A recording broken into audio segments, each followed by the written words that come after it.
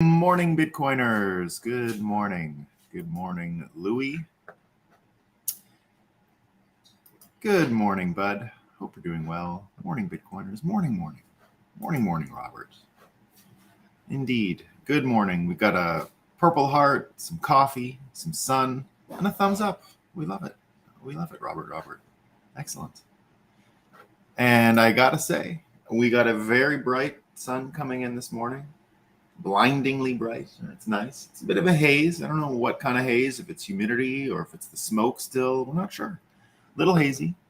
I'm going to be heading back to the city today because it gets a little humid out here in the country. And I'm going to take a night away from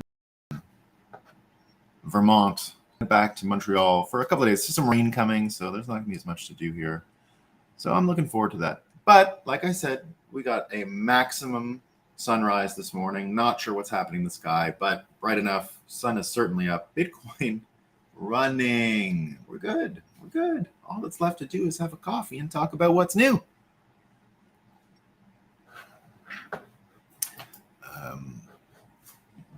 Adam says farming human. That's what we're going to be talking about today. Farming humans. Right? We're going to be talking about farming humans. Someone mentioned it in a tweet, and I thought I'd bring it up. I actually forgot to tag him. It's a fellow named Owen Benjamin, but we'll get to it in 1 second. All right. So before we get to the farming human question, we got to stop for some Moscow time. What's the fakest news I can find? Well, I don't know if this one's a surprise, but it's true, right? CNBC reporting that resumes including they, them pronouns are more likely to be overlooked. So they're not getting jobs, guys. Resumes including these things, just it's not happening for them. It's not happening. They're not getting hired. We don't know why. The White House has come out and said that they are not going to find the cocaine culprit. It's unlikely, right? So they're not going to find it. We don't know. All kinds of images last night of Hunter maybe doing a line of coke on the Truman patio in the White House. Some people said it was a bump. I don't know. I saw, it's confusing. I saw him walk and sort of hide like this. Maybe he did it. I saw him pretty like this too. A lot of people talking about that today. But, right, we're saying lines may have been snorted and crossed, but it's impossible to know by whom. So lines have been snorted and crossed. Pretty good. NBC coming at us with the following. A high body mass index is not necessarily associated with a higher risk of death. Study finds, right? So a body mass index in the range considered overweight or even obese is not necessarily associated with a higher risk of death, a new study has found. There you go. How about this one? A transgender pedophile, 66 years old, was spared jail after the case was delayed over discussions about whether the pervert should go to a male or female jail. So not going to go to jail because we don't really know where to send the person. In the same vein, this is another one here, that a boy was left unclothed, they say. The boy was left unclothed after a Burgess Hill sexual assault by two women. All right, well, one of the women was 6'3" and 200 pounds. Some people saying maybe they were not those kind of women, the kind you're used to hearing about in the news. Maybe these were along the same lines as this woman who didn't make it to jail because they didn't know which prison to put her in. Don't want to misgender anyone. Don't want to do that, right? We don't like misgendering.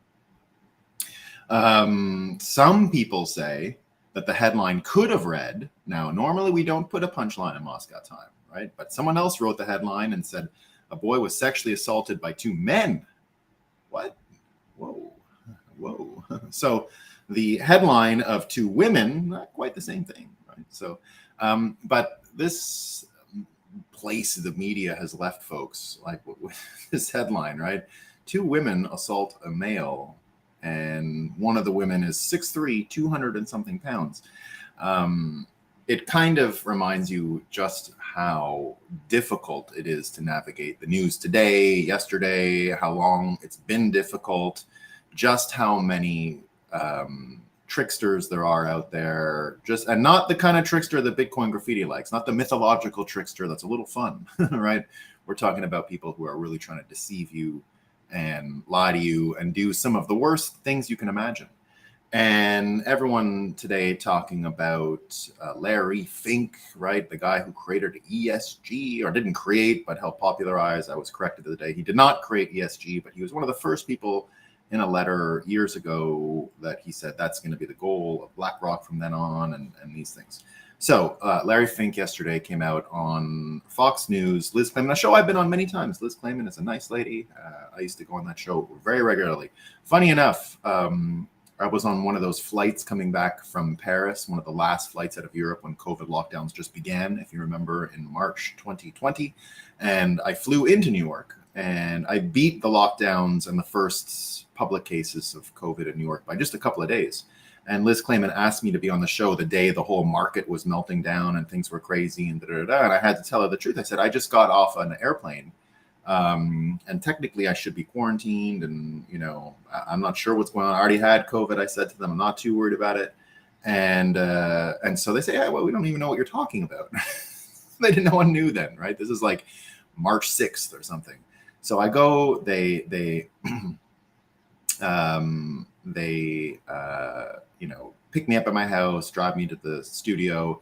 And then again, I tell them, I said, I don't know if I should be on the studio with, like, soundstage with her. So that was the first time they put me into like a separate room, but no one knew any of this stuff at the time, right? So anyway, Fink is on Liz Clayman's show yesterday, and he goes out and says, Bitcoin is digital gold. We love Bitcoin. Everyone loves Bitcoin. It's so great. Da, da, da, da. Everyone calling him a chief marketing officer and things like that, right? Now, Brian Rommel, who we love, right? If you guys are not following at Brian Rommel, the Rommel is spelled Roemmele. He, to me anyway, is the greatest mind operating in the AI space. He is doing something that I predicted a long time ago, that we would all have our own AI. I wrote a story, The Satoshi Wedding Murders, called Satoshi Wedding Murders, based on everyone having their own AI ball, which will help them navigate the world, manage their Bitcoin, work as a Bitcoin wallet. So I've been along that prediction for a long time, but Brian Rommel is doing it. So he's got a business that's actually training different devices to be your own AI. He's sort of at the forefront of predicting these things. And he was on Jordan Peterson's show for the day, sort of really coming into his own as an intellectual celebrity, right? You know, you're in the golden age when people like him are celebrities, by the way, right? It's a great thing, like Jordan Peterson being a celebrity, golden age sign, right? So got a lot of those good signs out there today. So here's what he said about the Larry Fink thing. And I want to remind you that he is, again, the world expert in large language models and everything that goes on with prompt engineering of humans as well. All right. So we're going to talk about prompt engineering in a second. So Brian says the following: to all those that bought into Bitcoin is bad propaganda, meet one of the folks that pulled your strings. Over 10 years of his tenderizing of brains, so you look over there. Meanwhile, your $1,000 could have earned you $160 million. So he's going from the point at which Fink starts saying, oh, no good. And by the way, if you guys didn't know, Brian Rommel, even despite all of this recent fame and attention he's had because of AI, is still publishing stuff on home mining Bitcoin and how everyone should run their own Bitcoin node and all kinds of those things, right? So I think most Bitcoiners, if they're not aware of him, would recognize a lot of what he says as super sophisticated and credible. Brian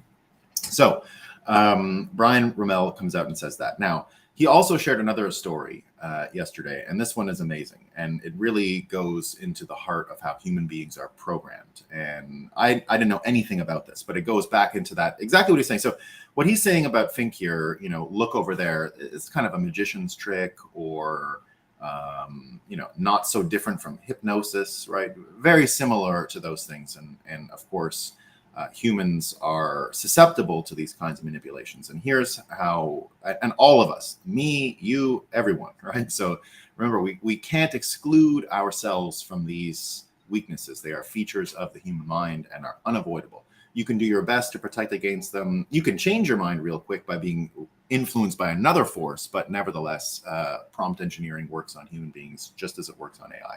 And so with that story of Fink and the Bitcoin and the BlackRock thing, Brian Rommel also published this yesterday on Twitter. He tweeted this following story. It's about candy and an amazing thing that happened in the Philippines that I had never heard about. And it's remarkable. So I'll tell you what happened. Even when someone finds out how they have been programmed, many don't care. A Philippine candy brand called Copico sent doctors candy to give away to pregnant mothers as a marketing strategy and rolled out a coffee product a year later that tasted the same. It was a hit with their kids so much that it became the third largest brand in the nation. As it turns out, the menu of a pregnant woman not only tunes the fetal senses to certain smells and tastes, but also physically transforms the fetal brain, creating a predisposition in the child for certain taste preferences. I've noticed this, for example, my father can't eat spice at all. My mother can, and I'm the biggest spice fiend you'll ever meet. Like, I drink Tabasco sauce. My favorite food is hot sauce. Everything else is just a way to get hot sauce in me. But that's all I crave. I crave Tabasco every day, lunch and dinner. I'll mess with other sauces here and there, but I'm a Tabasco guy and love Tabasco. So, my father can't even go near the stuff. So I have always known that I inherited my taste from my mother, but it's not necessarily genetic. It is one of these experience things that that you're calibrated while you're in the fetus.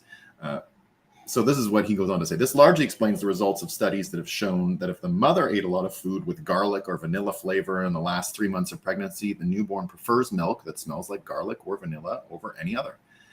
Companies not only know this, but use this knowledge to their advantage. Copico, a popular, successful brand of candy in the Philippines, sold in every family shop in every Philippine city, has found a way to conquer the taste buds of unborn babies. Wholesalers of this brand openly supply obstetricians and other doctors with Copico candies to distribute to pregnant women and women in labor in maternity wards. Months later, it rolled out a coffee product which tasted like the candy, which became hugely successful with kids. Lindstrom says that mothers would even give agitated newborn babies the coffee, which quickly calmed them down. 4 years later, Copico has become the third largest brand in the Philippines. So an amazing story, right? A completely amazing story. And shows you exactly how humans can be persuaded, can be motivated, and how incentives can be programmed before you even know you want it, right? Which is incredible. Now, all of that said, the amount of propaganda that goes into programming people, it's not just taste buds. That's one of the easier ones. It's other things too. And the following story has been erupting on Twitter for days. And this is where we're going to get the farming humans, farming men ideas, what he says. But this comes from Owen Benjamin. So Owen Benjamin, sort of famous podcaster. He has received, I don't know how much criticism in the past couple of days. What he did was he shared, so he's calling nuclear bombs fake and that everything that you know about nuclear bombs since World War II is propaganda. Now, I'm not agreeing with him. Right? This is not, I don't know anything about nuclear bombs, nothing, right? So I've seen them explode. They look really bad, and I understand why people are afraid of them, and I'm afraid of them, all right? So we're not talking about anything further than that. I'm not trying to persuade you that I agree with Owen Benjamin in any way. But what I want to do is underline what Owen Benjamin is experiencing here. So he produced all these arguments, said, how did they get cameras near these nuclear explosions? Like, how did that happen? Like, why isn't the camera destroyed? And then everyone's, they have telescopic lenses on the cameras. Okay, right? So all of this stuff, right? And so here's Owen Benjamin's summary of the days since he started arguing that nuclear weapons are fake and the people that have come to argue him and debate him and what they've been saying, right? So he goes back to the camera question. Okay, if these were shot from a bunker at a safe 5-mile distance, why is the blast coming from the same direction as the bunker? The blast is literally coming from either the side or directly from the position of the camera. And then, of course, the shot inside the house. So there's one where you're inside one of these houses and you see like the mannequins melting away and all of this stuff. And he's like, well, how do they get the camera inside the house? Why is the camera okay and everything else is disintegrating? So he says the blast is, and then, of course, the shot inside the house has a few moments of smoke and debris destroying everything, except apparently the periscope that was recording it from under the house. The only shot that appears to be genuine and not a tiny model is the massive blast at the end, and that appears to be recorded with a long lens from a distance. According to Galen Windsor, who was part of the Manhattan Project, those explosions were massive amounts of TNT. I hope that helps. I can see my precious video is revealing a lot of rage and anger in people. You should be relieved to know that you aren't going to be nuked. And yes, a bunch of governments can be in on it together, just like thousands of McDonald's all over the world can sell you fake meat every day. Governments are just the farmers of men. And when a new mind control product hits the market, many use it.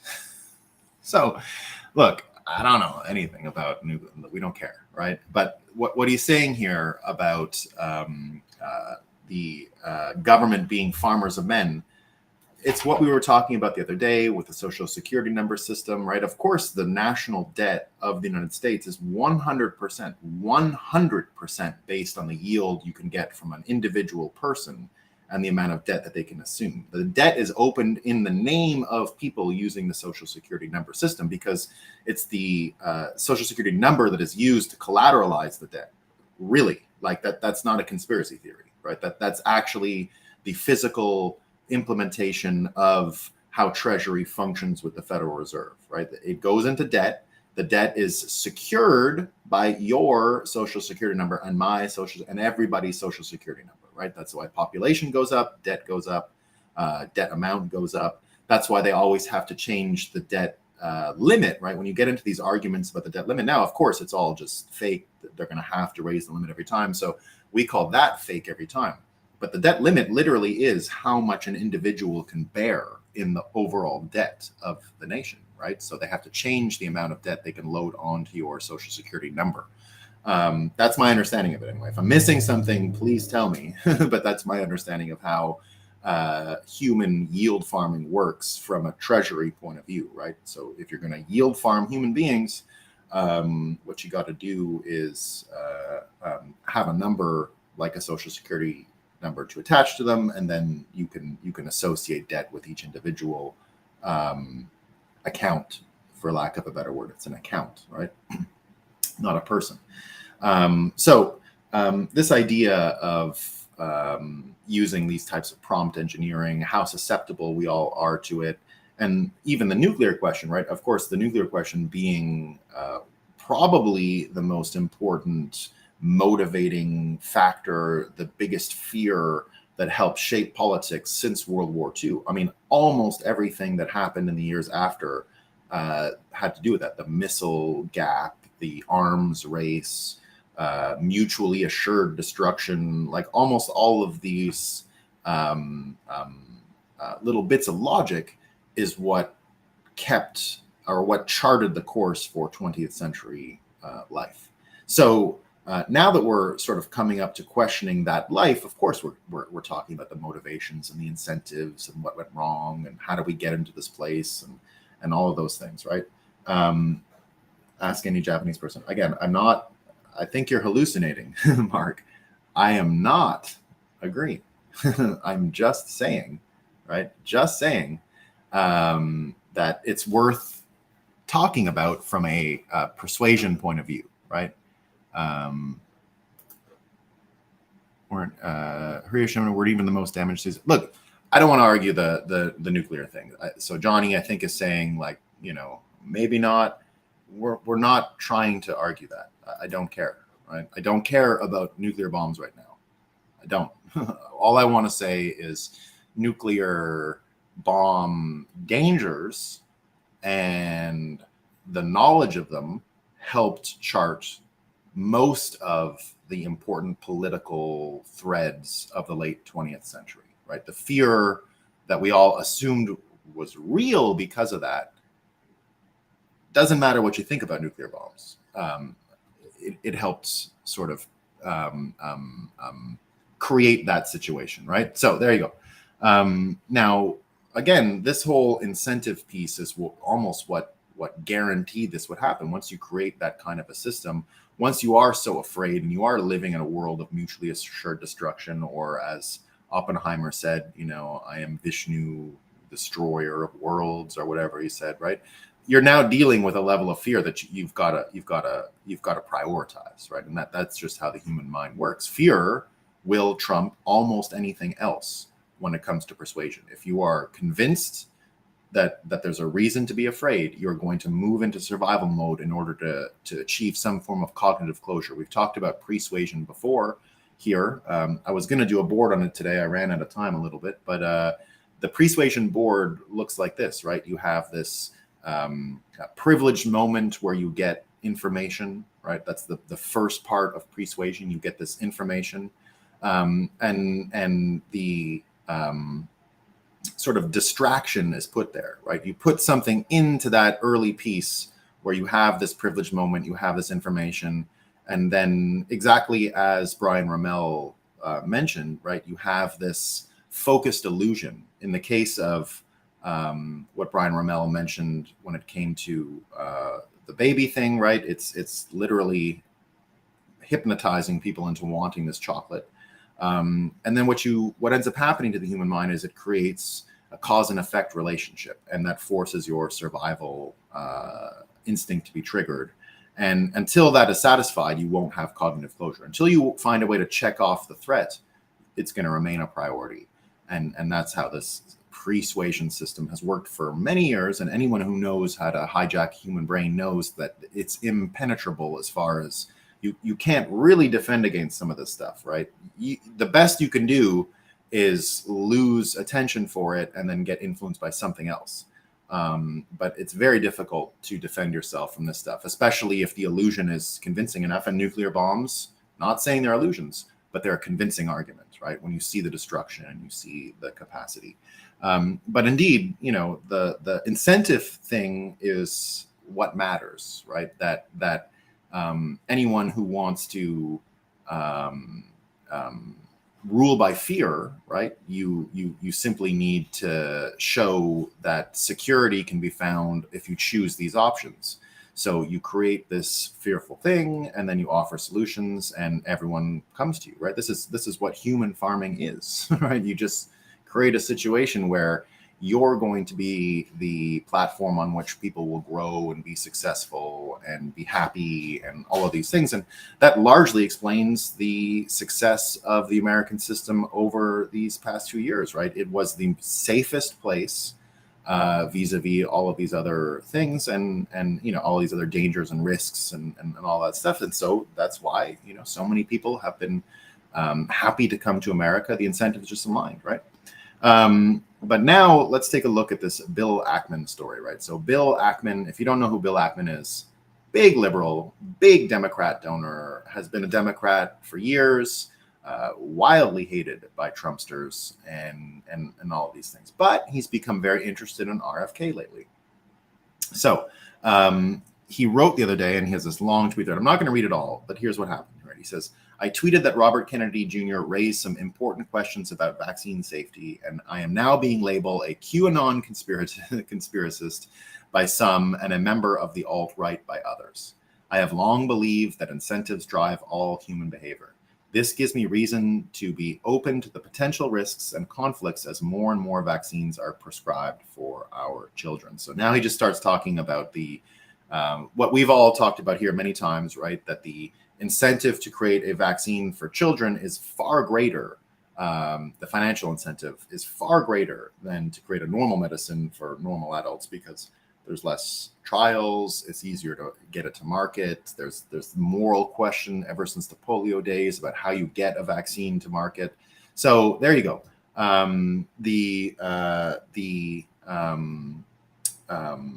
The reason he started to realize, and this is all Kennedy has been saying for years now, right? For years, his stance on vaccines has been this: not anti-vaccine at all, anti the business model that is used to create vaccines, which is you don't need to test them, you don't need to do any of this stuff, right? There is this sort of ethical, moral question around vaccines, which allows them to be marketed directly and to the public when they are proven that they work, because it would be ethically bad to keep them from children for whatever reason, blah, blah, blah. Who knows? But that's what they've been given for years now. That's why the liability for the drug makers were taken out, for vaccine drug makers were taken out in the 1980s by Ronald Reagan. Perhaps his biggest failure, which no one knew about until RFK made a point about it. So I was not that aware of it. I'd heard about this stuff before. I'm not ignorant to vaccines prior to COVID, but I didn't really take it that seriously, right? Didn't think it was sort of a big deal. But this business model thing is a problem. And Robert Kennedy has believed for years that's why we have so many vaccines, simply because they're more profitable to create, they're easier to get to market, they're easier to pass some of the hurdles. So that's a big deal, right? And when you start to think of the Philippine candy story that Brian Rommel shared, when you start to think about the story around just hiding this stuff and how you can hide it in plain sight and how you can use this diversionary magic. It looks a lot like the BlackRock story as well, right? He went for years saying, oh, it's a scam, Bitcoin's a scam. But all of a sudden, right, overnight, once the competition from the domestic industry or the native industry, let's call it, of Bitcoin, right, all the people that got started, who are getting blown out day by day, right? You're still seeing all these fights between everyone over money from the last cycle. And now these new guys are here and, sort of sharpening their blades and ready to go.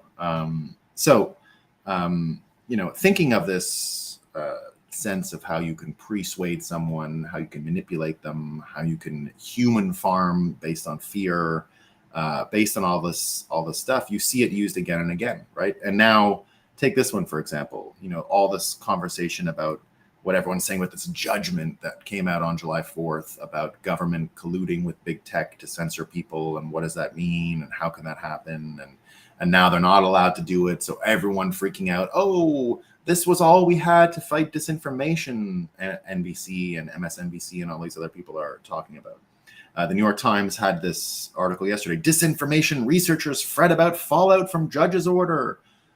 Li Fang, who is one of the Twitter files guys, Li Fang writes, New York Times claims court injunction against government censors would impede the work of disinfo researchers. The first expert quoted runs the UNC think tank that helped produce a report claiming Asian American opposition to affirmative action is a form of disinformation, right? So that Asian Americans disagree. The Asian Americans are the people who brought this affirmative action case to the courts because they were getting the most discriminated against at Harvard and UNC. So this guy actually says, no, even those guys are disinfo, right? So Li Fang goes on to say, disinformation research is largely a fake partisan project draped in an academic veneer. Look at any major university center studying the topic and pick apart their studies. They essentially claim anyone who opposes their political agenda is doing disinformation, right? So I think we all know that here. We've been talking about that kind of stuff for a long time. Have you guys seen this attempt of Facebook, Meta, to come out with their Twitter clone competition? So it came out a couple of days ago. I think it's called Threads or something. It's already censoring everybody. It's already saying your post was removed. You get this one guy. Anyone think this can become bigger than Twitter, right? And Zuckerberg comes in and his new thread things. It'll take some time, but I think there should be a public conversations app with 1 billion plus people on it. Twitter has had the opportunity to do this, but hasn't nailed it. Hopefully we will, right? Jim Cramer says, Instagram is a truly terrific product and Twitter is awful, right? So our favorite Jim Cramer, who gets everything wrong. There's a bunch of cases like that out there. You've got what's his name? Mark Cuban came on to the threads. Oh, this is fun. There's no one fighting because everything's so great right now. No one's disagreeing here. But I saw this morning that already, Carla and Walker, the crypto couple, she was censored on it. And I think she was putting up like nothing controversial. So she's already been censored. I've seen a few other people get censored, and doesn't look like it's going that great, right? And you can even see this. So that whole pretext there that these people are begging for is they don't want to be confronted with what's happening on Twitter anymore. They want to be safe from that. They don't want to have to deal with the uncomfortable stuff that you can read there sometimes. Oh, you live in a kleptocracy in America, right? You no longer a republic. People can't handle that, right? Which is why we call this show The Breakup. It really has a lot to do with ending a relationship with something that is, past its expiration date and is sort of suffering from entropy and, dying a slow death.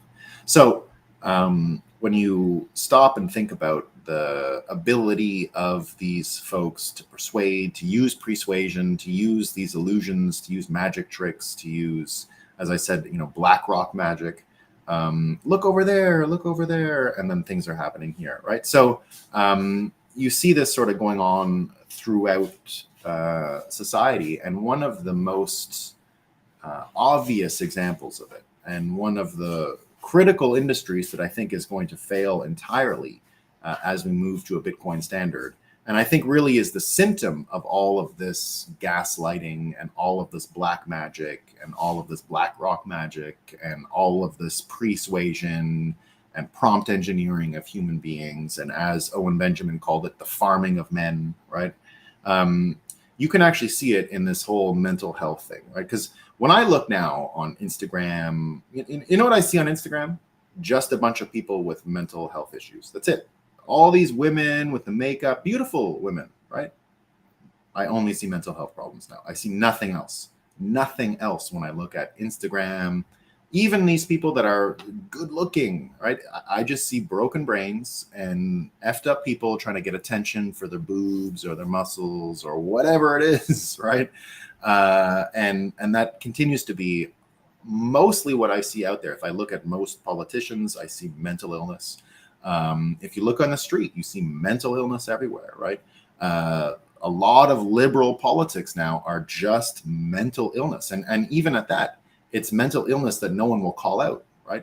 The whole idea right now of being a liberal Democrat, really like being an engaged liberal Democrat, is to ignore mental illness. You can't be one. You cannot be a active liberal Democrat within the Democrat Party today. And I don't mean people like Kennedy, and I don't mean Kennedy Democrats, and I don't mean people who want to change, right? You can still be a Democrat, I think. But other than that, I just see mental illness straight across the board. So it's funny now that living in this era of gaslighting, using fake money to create fake incentives, to gaslight people using fear, and to farm humans so that you can persuade them to have a set group of opinions that'll serve your benefit, right? Like we saw the candy makers do in the Philippines. That's just a small example. You can do that on almost anything, right? And you're starting to see it sort of get questioned. And that's why we take a psychological frame here when we talk about the economy and when we talk about Bitcoin and we talk about the dollars. The actual economy, right? The best way I have to describe it, and I stole it from Scott Adams, is the idea that the economy is a psychological engine, right? It's a psychological engine. It perpetuates itself based on the psychological conditions of the people perpetuating it. That's why Bitcoin's psychological engine hums so perfectly. It's made up of playable characters who are not as prone to being gaslit, who are rejecting a lot of these frames, rejecting fear of nuclear annihilation, rejecting fear of the Zaporizhia nuclear plant, right? Did I lose sleep over Ukraine? No. I wish people wouldn't die there. I don't care. Right, but I can't. I don't have that kind of capacity, right? Anyone who goes to Ukraine knows what they're getting into. I can't care about that, right? Now, if it was up to me, I would stop. If I had a magic wand, I would just stop it today. I don't want people dying there. But at the same time, I'm not going to let the terrible things happen there and the fear of that thing growing wider affect the rest of my worldview and all of these things, right? So it's not something that I'm going to embrace. I'm not going to embrace fear and some dystopic look, because what Bitcoiners are doing simultaneous to this is using our psychological engine to perpetuate a better future. I always say that the major advantage Bitcoiners have is that it's very easy for us to imagine a utopia based on the things we're doing today and the things we're building today. It is not possible in fiat. You cannot imagine a better world based on the systems as they are. Or if you do, you've got to imagine that some charismatic boomer comes around and gets everyone on the same team, and it's just not going to happen, right? The best we can do is what RFK is offering in that tell the truth. Right? It's the gaslighting, it's the lying, it's the tricking, it's the, be afraid of nuclear annihilation. It's all of this shit that's led to the mental health collapse that we've experienced in the last 10, 15, 20, 30 years in America. But really since, Trump was elected, that was sort of the big brain-breaking event in America. And now you get more and more people actually criticizing psychiatry itself. Now, as a Bitcoiner, we talk a lot about Jungian psychiatry. It is not the same as whatever this psychiatry is, right? Jungian psychology is not, and psychiatry is not like, well, it's psychology. It's not psychiatry. Psychiatry is medical stuff. That's why medical doctors are the only psychiatrists, and non-medical doctors are psychologists. So psychology in general, of course, is not a fake science, but a lot of the people practicing psychiatry are starting to criticize it. So I think in terms of Jungian psychology all the time, I think Bitcoin fits into that, because we all have an ego, we have a shadow. In order to get your shadow integrated with your ego, which is a process we all have to do constantly, perpetually, for all our lives, it never ends. You have to first encounter things. If you can't count, you can't encounter. And Bitcoin helps you do that. What the fiat system has done is it has allowed our entire society and individuals in that society to suppress their shadow. They do not have to encounter it. They do not need to look at it. They can continue to ignore it. The problem with ignoring your shadow is it will manifest anyway, and it will come out and leak out like in all the worst ways. And you're seeing it throughout society right now. Now, the good news is people are starting to criticize psychiatry as a discipline. Now, I think this is a symptom of the actual fiat system corroding and decaying to the point where we do have this mental health crisis. The mental health crisis is 100% linked to the incentives and the entropy and decay in the money system, because again, that's what is suppressing us from dealing with our shadow. America can't take account of what it's done if it can't actually even look at the bill, right? It can't. We have no idea how much dollars there are. There's no one knows, right? Nobody knows. No one knows. Come on. It's impossible. So what Saifedean ends up saying, so this MD, Paul Minot, comes out and says, I've been practicing psychiatry for 38 years. I love my job, my peers, and my patients, but I've come to the conclusion that I'm practicing in the biggest intellectual scam of this era. Right? We claim to be science, but have no understanding. So Saifedean comes in, and this is like catnip to Saifedean, right? Because he believes psychiatry is the most fiat profession, and it is, only because it's dealing with all the broken, gaslit brains that have been created by the entropy of the fiat system. So here's what he says. What's remarkable about the criminal pseudoscience that is psychiatry is how it declared itself a respectable science based purely on the assertions of its pharma-funded high priests without ever offering any demonstrable benefits or testable conclusions. There was never a mental illness that was eliminated by following the tenets of psychiatry, for it to pretend to be anything less despicable than snake oil salesmanship. Quite the opposite. The growth of this scam led to an explosion of mental illness diagnosis and pharma profits. Psychiatry is a perfect example of a fiat science. Nothing it claims was ever demonstrated scientifically. Everything decreed by conscious-free intellectual midgets from government-protected monopoly agencies sponsored by the pharma criminals who profit from it. The scam of psychiatry is the pathologization of unpleasant human emotion. Rather than dealing with grief or taking charge of your life to avoid recurring bad outcomes, psychiatrists tell you it's all chemicals in your head which can only be fixed with their sponsors' poisons. There's no such thing as mental illness, and the idea that bad emotions are caused by chemical imbalances is astonishingly stupid with exactly zero scientific evidence. Life was never a walk in the park for anyone. Bad things happen and humans feel bad. Pharma poisons don't fix this. He says, read Thomas Szaz's. I was a big fan of Szaz's, and that's Szazz.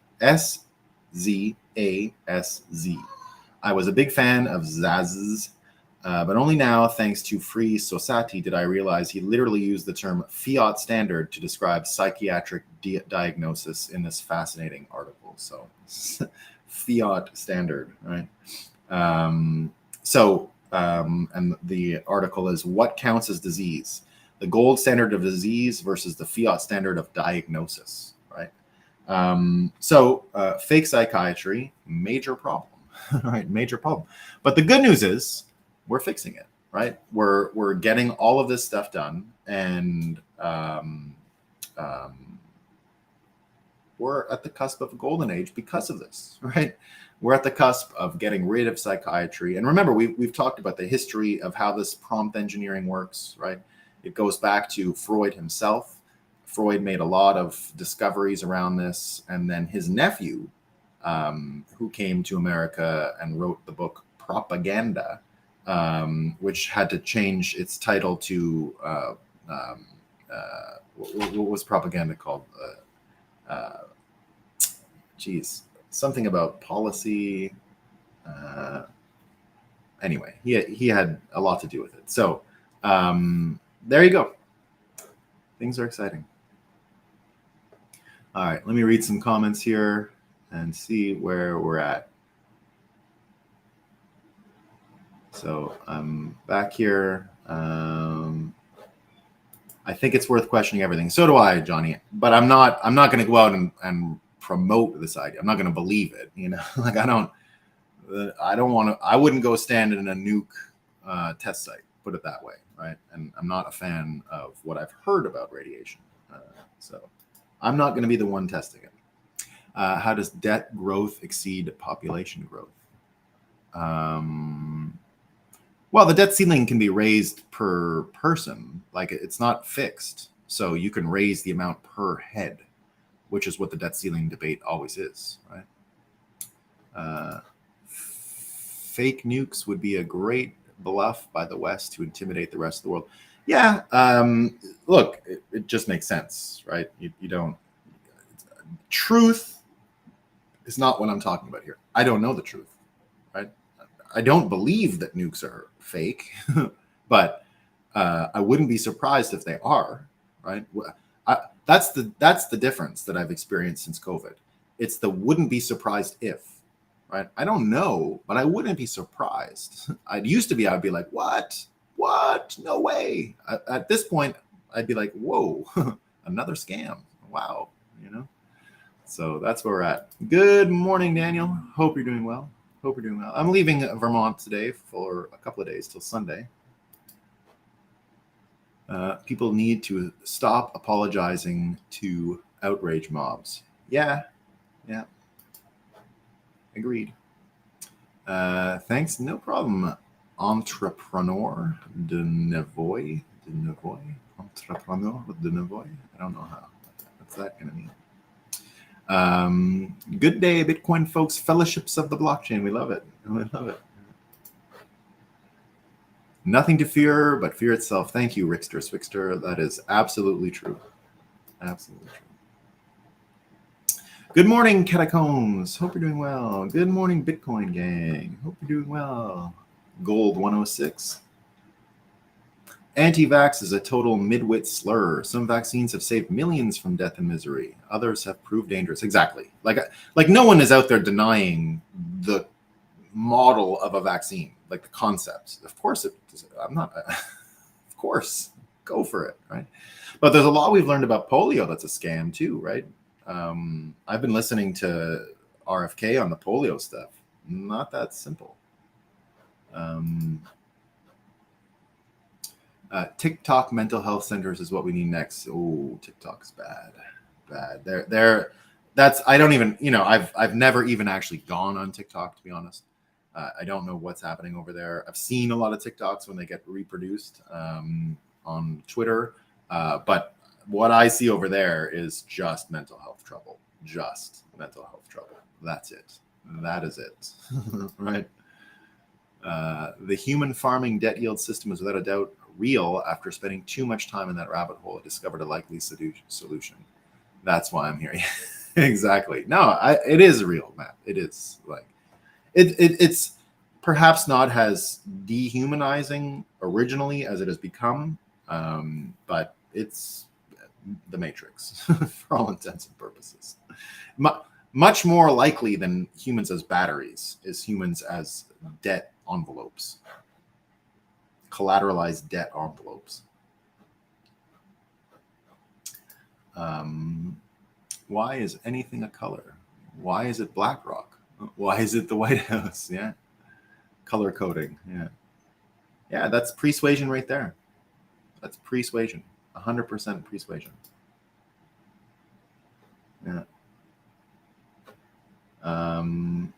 Fix the money, fix the world. Yeah, absolutely. Diesel Kane says, why is a blue whale actually gray? It's true. We don't know. We don't know. Sounds like scientists from Atlas Shrugged. Yeah, there's a new Atlas Shrugged that's going to be made. I just saw, just rewatched Atlas 1, 2, and 3 in the last few days. It's great. Naomi Brockwell. She's Naomi Brockwell, big Bitcoiner. She's in that movie. A friend of mine. Bitcoin fixes it. Everything. Yeah, absolutely. Exciting. The collective consciousness is becoming aware of the threats against society. I think so. Yeah, I think so. Public relations. Thank you. Thank you. That is the coded word that propaganda turned into, public relations. This is some of the best news heard in a lifetime. Finally, cognitive closure. That's what it's all about, is cognitive closure, right? Yeah, Bernays. We're talking about Bernays. Change the world, propaganda. Yeah, thank you, Signs and Signals. Bernays. It was Freud's nephew. Yeah, one thing you can't do anymore is surprises. No. Every damn thing in America is a scam. Basically, yeah, it's not the country we thought it was. But the country we thought it was is still there. It's there. Because the country it isn't still created itself off of that. It's a bit of the Hermetic stuff, right? Everything is simply polarity on a continuum. So it's the ego and shadow part of America. And that's why Bitcoin has the capacity to flip that, right? To spin it in its natural course. What we were talking about 2 days ago, this characterization of America as imperial power or revolutionary force. It's Bitcoin that can help push it into that. Bitcoin can be the solar gravitational force that forces the world into this, or America into this orbital spin that will allow it to change. Which is how I see it, right? Reality as opposed to truth, more applicable and useful, as well as welcoming further communication, begins with everything, indeed. The Amish are the ultimate health control group. How are they doing? Well, no, they're not the ultimate health control group, Robert. They're not. They're too different. They're too different to measure. So if you're saying, like, how are they doing with the COVID thing? They also get sun. They also exercise. They also don't watch television. They're also not sitting all day. They also have community, like all these other things that are really helpful. So you couldn't use them for just the vaccine. You can use them to measure society as a control group, but they're useless for the vaccine. So, because I have seen that out there. Oh, the vaccine, we know the vaccine's no good because the Amish, blah, blah, blah. Now, I'm not arguing the vaccine is good. I'm arguing against using the Amish as a control group because they do too much different for them to be a control group. It could be anything else that they do, right? Anything. Like, they're healthy people. They eat well. Could it be the food? They're the only ones who eat well, right? So they're the ultimate control group for health in general, but not of a specific event in society. So for COVID, they're useless. They'll use this. Cannabis rules. Need to know, indeed. Luck comes to those who prepare for opportunity, Bitcoin. Absolutely. This is going to be a great run for all us Bitcoiners, by the way. Next year is going to be amazing. 2024 is hot. Still a little trouble in 2023. I was reading some Bowtied Bull this morning. He's saying Q4 rough stuff. I kind of agree with that. And he was right about it last year. So there you go. CBDC did is becoming running by Shiba Inu now.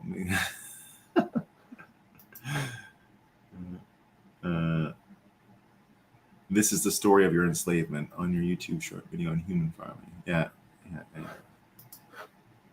Slarty Blartfast. Yeah, look, I'm not Slarty Blartfast, not arguing that I know anything about nuclear science or physics or any of it. None. None. Just talking about the reaction. Just talking about, what I liked about. So I'm reading Owen Benjamin for the entertainment, right? It's entertaining to read his stuff, and especially what's going on these days with the nuclear thing. And it makes you think. I'm not convinced by it, but his logic around fear and human farming is all I wanted to pull on as far as the thread, because it applies to other things. So you can take it from an example that's maybe not true and apply it to other things that are true, because the cognitive closure piece is real, right? So Slutty Bloodfast, please no one hallucinate and imagine that I am arguing that I know something special about nuclear physics or nuclear energy, because I don't. I don't know anything special about it. I am not going to volunteer to go to a nuclear test site because I doubt the capacity of the bombs. Not doing that, right? So I'm more just trying to talk about fear and the way nuclear weapons were used. Need to know. I'm not arguing the vaccine is real. Yeah. We don't know. Just like when somebody spoils the punchline to a joke, their secret agendas just don't work when we know their intentions. Yeah. That's why it's important for us to continue to say the quiet part out loud. And the world, I really feel, is getting to that point. Like, I don't feel worried about saying things in public like I did a year ago. And the ability to gaslight is ending quickly, right? Yeah, they all eat natural food. Yeah, that's exactly it. It's just very difficult to use Amish as a control group, except if you're doing everything, right? And I don't even know if they look that healthy, frankly. I go to the Amish places all the time. They're a little, they're not in that great shape, frankly. A lot of pie, I think. Sugar still affects people, right? They're allowed to eat sugar. And they're probably loading up on the seed oils, I bet. They have trouble getting cooking oil. Well, they probably just use lard. Yeah. I see that the anti-vaxxer is mass media name calling, like what Trump does single-handedly when he comes up with a new nickname for a foe. Yeah. The Trumps are so good. Where's Hunter? The United States of America is the sovereign republic. The United States is a private servicing corporate entity. Absolutely. Yeah. And I often, you'll see in some of my headlines, I'll say USA Inc. Right? I'll write that very regularly. USA Inc. The all caps names are a real thing. We should all be outraged to find out we are cattle. It is a real thing. I told you, my one daughter who does not have a social security number is the only person in our family who has not all caps in her ID, which is incredible. 2024 Bitcoin. Yeah, I may higher than that, Adam. Your face is about to melt in 2024. Smash the like before you get liquidated. Indeed.